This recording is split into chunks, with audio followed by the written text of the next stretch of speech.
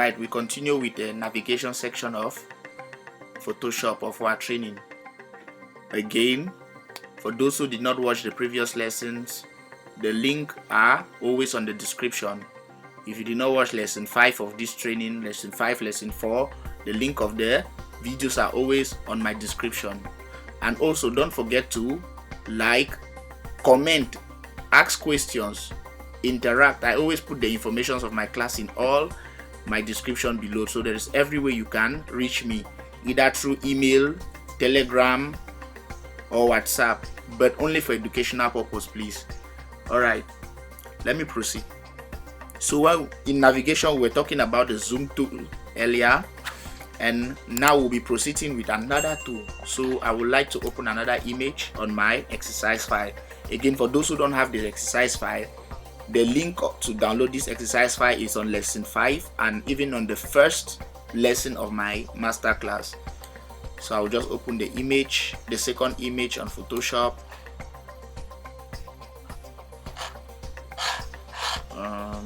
Let me just use this session. Open.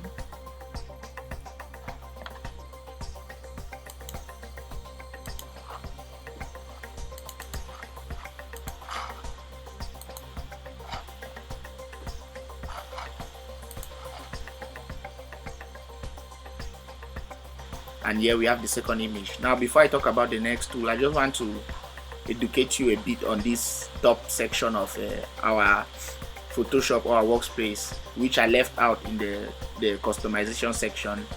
This is called the docking part of Photoshop, the docking station. So if you realize, I have two images that are opened here.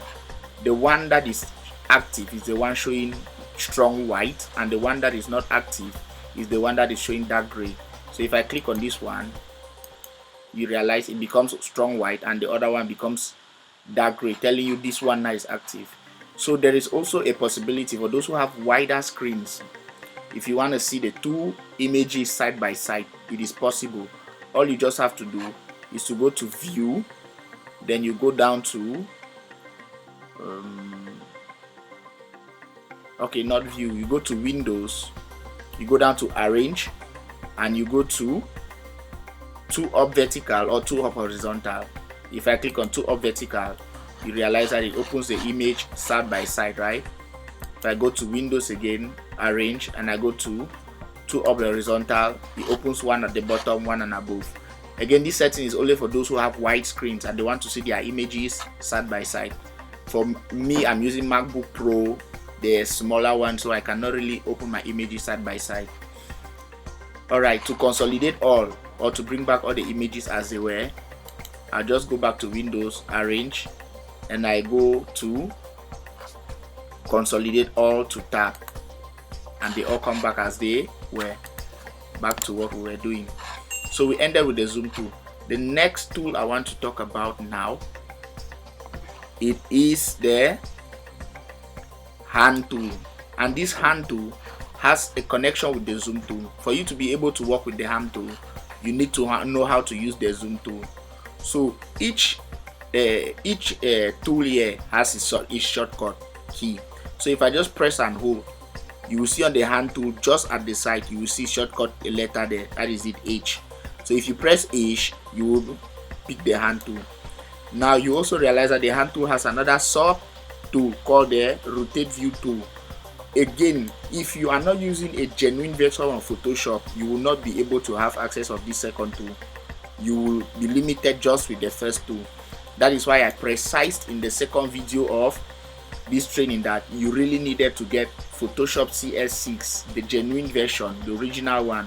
If you get the fake one, because there are a lot of fake versions out there, you will not have access to all the settings and tools that are needed in Photoshop. There are some sections in the training that you have to skip because you don't have the tool.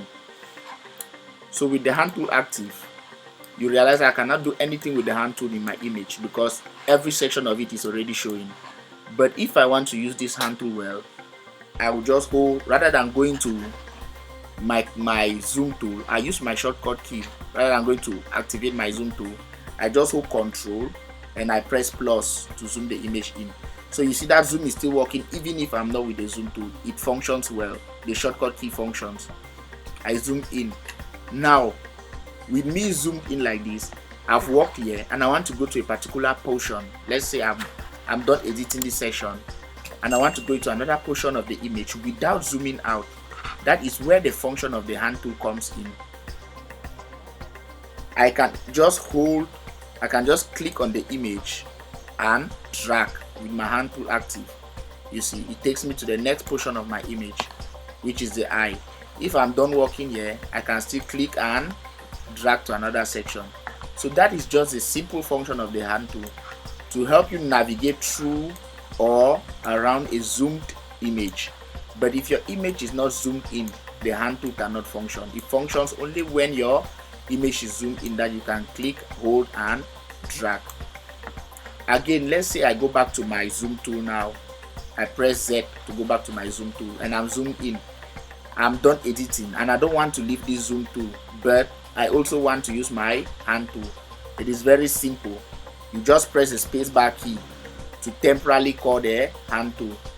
When I press the spacebar key, the hand tool becomes temporarily active. I then click now with my mouse and drag while holding down the spacebar key. I click with my mouse and drag the particular portion I want, and when I arrive there, to deactivate the hand tool, I release my spacebar key. This function is only available for those who are using an external keyboard and mouse. If you are using your mouse pad on your laptop, it does not work with the mouse pad. You will have to use your keyboard and your external mouse, either a wired mouse or a wireless mouse, any of the two. Alright, let me zoom out. Now, what is the function of the second hand tool? This one we call the rotate view tool. This one comes in handy, particularly when we'll be doing some delicate editing or we're doing some delicate writings on our image. So it comes in handy there. How? Let's say I wanted to write something here, and by looking at this image like this, it does not really shows well. I want to turn the image or rotate the image to a particular distance I like. There are two ways I can rotate this image, two ways I can rotate this image. Either by entering the values here, the rotation values there that I know. Remember, there are 360 degrees for a complete circle. So if I already know the degree or the angle that I want to rotate this image to, I can just enter it here. Or if I don't know, I'll just click the image, hold and spin around. So let's say I wanted to rotate it to 90 degrees. I'll just type 90 up there and you see my image turning. If I wanted to rotate it to 45 degrees, I type 45 and that is 45 degrees rotation. If I wanted to rotate it to 180 degrees, I type it there, that is 180 degrees. If I wanted to rotate it to minus 90, I press minus 90 and it rotates minus 90. If I needed 30 degrees, I type 30 degrees rotation. So that is just it. You just press the rotation value that you know. If I wanted 100 degrees, I rotate 100 degrees.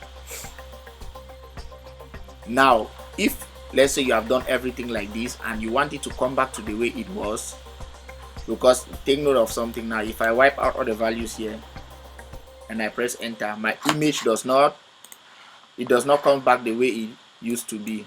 The only thing I have to do now is reset view. If I click on reset view, the image comes back as it was. So it is a more professionalized way to enter the values here if you know them, or if you don't know, you can just simply click on the image. When I click and hold, you realize this hand will show. How do you call this in geography? I've forgotten the name, but it will show.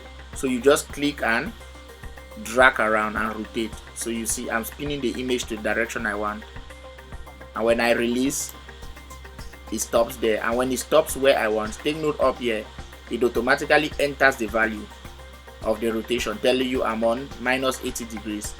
So if I turn again, I'm on 45 degrees. If I turn again, I'm on 85 degrees, and so on and so forth. So that is the function of the hand tool. So the second hand tool works easily without the zoom tool, but with the first hand tool, you must be zoomed in to be able to use it.